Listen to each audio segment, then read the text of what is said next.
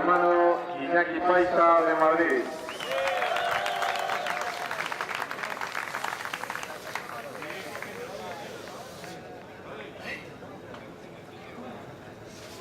Tercera posición, José Gramolí de Valencia.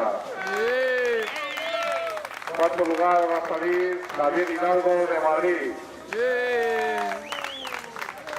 En quinta posición, Xavier Arana del País Vasco. En sexta posición, Juan Hidalgo de Canarias. Séptimo lugar para Víctor Peláez de Madrid. Luis Galletano de Extremadura en octavo lugar. Novena posición, Sergi Prat de Cataluña. Décima posición también de Cataluña, Tony Moore.